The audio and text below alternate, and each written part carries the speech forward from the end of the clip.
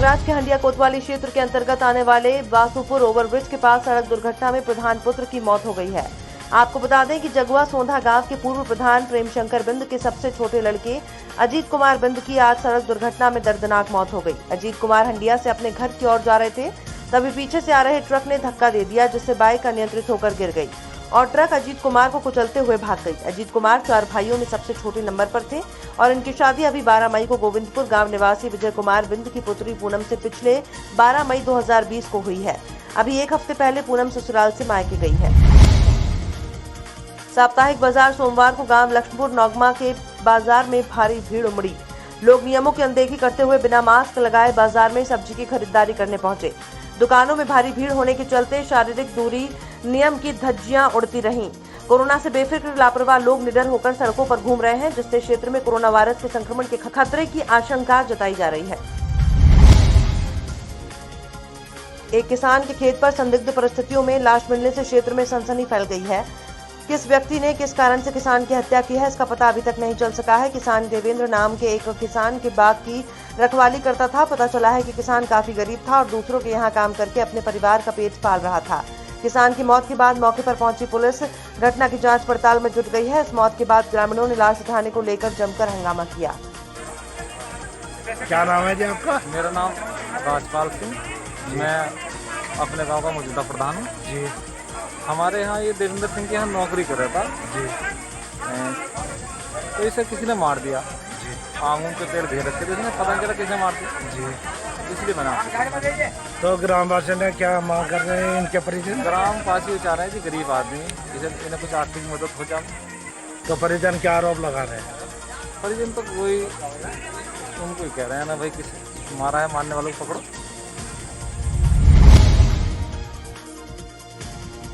शाहजहांपुर में घरेलू कलह के चलते विवाहिता ने फांसी लगाकर जान दे दी। मायके वालों ने दहेज हत्या का आरोप लगाते हुए मुकदमा पंजीकृत कराया है। पुलिस ने शव को पोस्टमार्टम के लिए भेजा, साथ ही घटना के वास्तविक कारणों का पता लगाने में जुटी हुई है।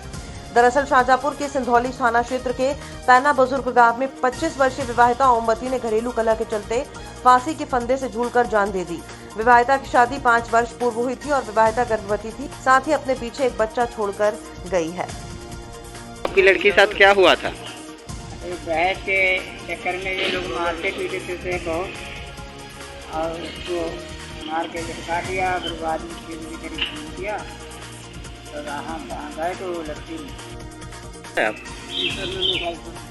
क्या मामला है? तो कैसे ये लोग मेरे बहन को मारते पीटते थे बहुत पहले। दहेज के लिए दहेज मांगते थे, इसीलिए सर हम गरीब हैं, हम दहेज कहाँ से देंगे, इसलिए उन्होंने धमकी दी थी। मेरे सगे फूफा हैं। पूरनपुर तहसील क्षेत्र के गांव धर्मापुर निवासी विजयपाल प्राइवेट स्तर पर पेस्टिसाइड में काम करता था। सुबह घर से निकलकर ड्यूटी पर आ गया था। फील्ड वर्क करके पूरनपुर वापस आ रहा था कि गहलुइया मोड़ पर पीछे से आ रहे तेज रफ्तार ट्रक ने बाइक को टक्कर मार दी, जिससे बाइक चालक विजयपाल की मौके पर ही मौत हो गई। परिजनों को राहगीरों के द्वारा सूचना दी गई, जिसके बाद परिजन घटनास्थल पर पहुंचे और विजयपाल को पूरनपुर CHC लेकर आए, जहाँ डॉक्टरों ने मृत घोषित कर दिया और परिवार में कोहराम मच गया। अस्पताल में पहुंची पुलिस ने शव को कब्जे में लेकर पोस्टमार्टम के लिए भेज दिया है और जांच की कार्यवाही की बात की है। घर से खाना खाकर 9 बजे निकला और ये अंबर कंपनी में पेस्टिसाइड में बतौर एजेंट काम कर रहा है। तो घर पे जाने के बाद ड्यूटी से आते हुए गहलुइया रोड पर इसका एक्सीडेंट हो गया किसी ट्रक से। वहीं घटना पर इसकी मृत्यु हो गई। हम लोग पहुँचे तो एम्बुलेंस द्वारा हॉस्पिटल लाए और ट्रक वाला भाग गया। नैनी गुरुद्वारा संगत द्वारा प्रातःकाल से ही गुरु के कपाट खोल दिए गए। जैसे ही कपाट खुले, श्रद्धालुओं का प्रातःकाल से ही गुरु के चरणों में माथा टेकने का सिलसिला प्रारंभ हो गया। श्रद्धालुओं की आंखों में गुरु के दर्शन की व्याकुलता देखी जा रही थी। कई श्रद्धालु गुरु के चरणों में बैठकर सिसकियां लेते हुए आंखों से आंसुओं की धारा बह रही थी। गुरु घर की मर्यादा और श्री गुरु ग्रंथ साहब जी का सत्कार करते हुए और कोरोना महामारी को देखते हुए गुरु घर में कुछ बातों का विशेष ध्यान। हाथ साबुन से धोएं और पैर भी अच्छे से साफ करें। मुंह पर मास्क, रुमाल, कपड़ा, हजूरिया लगाकर ही घर में प्रवेश किया। गुरु घर में मत्था टेकते समय उस जगह पर कोई नैपकिन, रुमाल या अन्य कोई भी कपड़ा साथ लेकर आए, वो बिछाकर उसी पर मत्था टेके। सोशल डिस्टेंसिंग का पालन, प्रसाद और लंगर बांटते और लेते समय भी मुंह पर मास्क और कपड़ा रखा गया। बस इस खुशी में आए हैं कि आज से लॉकडाउन खुल गया है, धार्मिक स्थलों में खुल गया है। तो ये हमारे साथ आज गुरुद्वारे में गए, वाहिगुरु के चरणों में अरदास की कि कोरोना जैसे महामारी से विश्व को बचाएं और ये अरदास की सब खुशहाल रहें, संपन्न रहें और जो भी मानव से गलतियां हो गई हैं उसकी क्षमा करें। 8 तारीख से क्योंकि सारे धार्मिक स्थल खोल दिए गए हैं जो कि पिछले 80 दिनों से बंद थे, और इस खुशी में सरदार जी के आमंत्रण पर मैं प्रयागराज आया, क्योंकि मैं प्रयागराज का वासी हूँ, गंगा किनारे का रहने वाला हूँ। तो मैं आया, मैं संगम गया, गुरुद्वारे गया। सहरसा में 3 नए कोरोना पॉजिटिव रिपोर्ट आने के बाद जिले में पॉजिटिव मरीजों की संख्या 93 हुई है। आपको बता दें कि 51 लोग स्वस्थ होकर अपने घर गए हैं। जिले में एक्टिव केस की संख्या 42 है। सभी लोगों का इलाज आइसोलेशन वार्ड में चल रहा है। जिला पदाधिकारी कौशल कुमार ने पुष्टि कर जानकारी देते हुए कहा कि 1937 लोगों के सैंपल लिए गए हैं। 1810 की रिपोर्ट आई है, जिसमें 1687 लोगों की रिपोर्ट नेगेटिव आई है और 127 की रिपोर्ट पेंडिंग है। डीएम साहब ने कहा कि 8 जून से धार्मिक स्थल भी खुल गए हैं। साथ ही उन्होंने लोगों से मास्क लगाने और आवश्यकता पर ही घर से बाहर निकलने की अपील भी की गई है। दिनांक 8 जून 2020 को कोविड-19 संबंधित सहरसा जिले का अद्यतन जानकारी इस प्रकार है। आज सुबह 3 पॉजिटिव केसेज और मिले हैं, जिससे कोविड पॉजिटिव की संख्या जिले में 93 हो गई है। कल तक 49 मरीज ठीक होकर रेफर हो गए, डिस्चार्ज हो गए थे। अभी 2 और पॉजिटिव मरीज जिनका सैंपल भेजा गया था उनका नेगेटिव आया है, उनको डिस्चार्ज कर दिया गया है। इस प्रकार टोटल ठीक होने वाले मरीजों की संख्या 51 हो गई है। तो टोटल पॉजिटिव 93 और 50 होने वाले मरीज कॉमन को हटाने के बाद टोटल एक्टिव केस जिला में 42 आज की डेट में है। इसका इलाज आइसोलेशन वार्ड में चल रहा है। जो नए पॉजिटिव केसेस 3 आए उसको भी आइसोलेशन वार्ड में शिफ्ट कर दिया गया, इलाज शुरू कर दिया गया है। अभी तक टोटल 1937 सैंपल लिए गए हैं, जिसमें कि 1810 का रिपोर्ट आया है। इस रिपोर्ट में 1687 का नेगेटिव रिपोर्ट आया है। 127 रिपोर्ट अभी वेटिंग है। इसका सैंपल रिजल्ट आज कल में आ जाएगा। मैं जिले वासियों से पुनः अपील करता हूं कि आज से धार्मिक स्थल भी खुल गए हैं, दुकानें पहले से खुली हुई हैं। मेरा आप लोग से अनुरोध रहेगा कि अगर जहाँ भी भीड़ भाड़ वाले इलाके में जाते हैं तो आप निश्चित रूप से मास्क जरूर लगाएं। मास्क के प्रयोग से आप लोग प्रभावी ढंग से संक्रमण को रोक लगा सकते हैं। अनावश्यक अपने घरों से ना निकलें, जरूरत के सामान या जरूरत के काम से ही बाहर निकलें, और जब भी बाहर निकलें और भीड़ भाड़ इलाके में हो तो मास्क का प्रयोग निश्चित रूप से करें। यही मेरा व्यक्तिगत अनुरोध सभी जिलावासियों से है। जहां एक तरफ कोरोना महामारी से देश जूझ रहा है, वहीं यूपी के जनपद बहराइच में आवारा पशुओं का आतंक थमने का नाम नहीं ले रहा। लगातार कहीं न कहीं कोई न कोई आवारा पशुओं के झोपेटे में आकर जान जोखिम में आ रही है। आपको बता दें कि मामला उत्तर प्रदेश के जनपद बहराइच के बड़ीहाट क्षेत्र का है, जहां दादा अपने पोते को अपने घर के बाहर खिला रहे थे कि एक आवारा सांड ने हमला कर बुरी तरह घायल कर दिया, जिसमें 3 वर्षीय बच्चे को बुरी तरह चोटें आई हैं। वहीं दादा को भी पोते को बचाने के चक्कर में गंभीर चोटें आई हैं।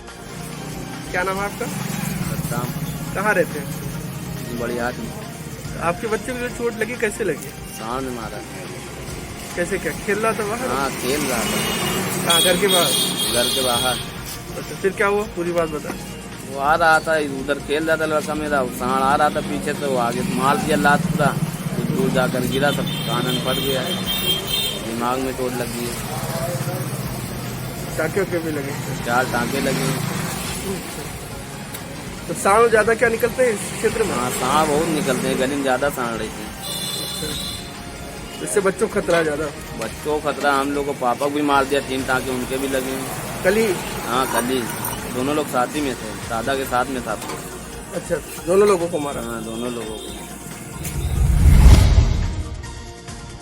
जनपद बहराइच के विकासखंड रिसिया के अंतर्गत ग्राम बरईपारा के ग्राम प्रधान अनीश की लापरवाही सामने आई। आपको बताते चलें कि जब आज मीडिया इस गांव में कवरेज करने पहुंची तो लोगों ने ग्राम प्रधान अनीश के ऊपर आवास के नाम पर 5,000 10,000 रुपए लेने का सीधा आरोप लगाया कि हम लोगों से पैसे लिए मगर अभी तक हम लोगों को आवास नहीं दिया। वहीं ग्रामीणों ने बताया कि पिछले कई वर्षों से हैंडपंप गांव के हर हैंडपंप बिगड़े हुए हैं। कई बार हम लोगों ने यहां के ग्राम प्रधान से शिकायत की मगर वो हमारी शिकायतों को नजरअंदाज कर रहे हैं। आपके नाम क्या है दादी? पता आप किस गांव में रहती हैं? गांव का क्या नाम है आपका? बरईपारा। आपको आवास शौचालय कुछ मिला? कुछ नहीं मिला। ग्राम प्रधान से आपने कहा शौचालय दो और आवास दो? कहा तो नहीं दी। हो तो नहीं आजकल आजकल आजकल आजकल हमारे नाम से आई तो कोई दूसरे बन गए। अच्छा, कोई पैसा पति से मांगते हैं पर- प्रधान हैं? बनवाने के लिए पैसा से मांगते हैं? पैसा तो बहुत दे डाला भैया। कितना पैसा दे? अरे पैसा तो बहुत है, 11,500। 11,500 रुपया आपने दिया कि नहीं? हाँ 11,500 आवास के लिए? आवास के लिए। अच्छा, आपको बताया कि आपके नाम से आ गया हाँ और किसी दूसरे को दे दिया? कोई दूसरे दे दी है प्रधान का नाम जानती है? ना मामा भैया हम जाने के लिए भूल गए। अनीश नाम है उनका? उनके बाप के नाम, लंगड़ा के बाप के नाम। चलिए हेमराज। ये बताइए इस गांव की क्या किस तरीके की समस्या है? समस्या इनल एकदम बेकार चलत है, लगभग में 60-65 साल हुआ लागे, एकदम ऊपर की मशीन सब बेकार चलत। अच्छा, बेकार चल रहा है। 4 दिन अगर सही रहा था तो 1 महीना खराब हो जाता, 1 महीना तक खराब रहा। आपने यहाँ के ग्राम प्रधान से कहा? हाँ कई बार कहे, एक बार नहीं, काफी दिन से कहते चले आए, मगर कोई सुनवाई नहीं कर? कोई सुनवाई नहीं। क्या कहते हैं? मिस्त्री आवत है, बनाए के चला जाता, फिर खराब हो जाता है। किसके जरिए आता है मिस्त्री? मिस्त्री किसके जरिए आता है? प्रधान के जरिए आता है। प्रधान के जरिए आता है, बस सही करके चला जाता है? सही करके चला जी, के बाद में जब बुढ़वा नल है तो खराब हो जाता है तुरंत। 4 दिन सही रहा था, फिर 2 महीना तक खराब ही चला। अच्छा, गाँव का क्या नाम? बड़ी पारा। यहाँ का जिला कौन सा है? ब्लॉक रिसिया, तहसील नानपारा, पोस्ट नानपारा। सुरेश कुमार नाम है। आपको आवास शौचालय कुछ मिला? मेरे पिताजी का आवास नहीं मिला, बैठू नाम है मेरे पिताजी का। अच्छा, शौचालय ना लेटरिन कुछ नहीं, आवास नहीं मिला, कुछ नहीं मिला। पैसा से मांगते हैं प्रधान? प्रधान जी पैसा मांगते हैं, फार्म लिख के डाले हैं, बोलते आ रहा है। कितना पैसा दिया है प्रधान को? प्रधान जी का पिताजी को मालूम, मेरे को मालूम नहीं है। 5,000 दिए हैं। 5,000 रुपये दिए हैं आपके पिताजी ने। तो आपकी जिस तरीके से घर की स्थिति है, बारिश में कैसे रहते हो घर में? अरे बारिश में क्या भूसा सड़ जाता, सब आदमी परेशान है, क्या करेंगे। अच्छा, किस ब्लॉक क्षेत्र में आता है? जिला बहरेटू, रिसिया, पोस्ट ननपारा, तहसील ननपारा। गांव का क्या नाम है? बड़े पारा। आपका क्या नाम है? सुरेश कुमार। आपके पिताजी का?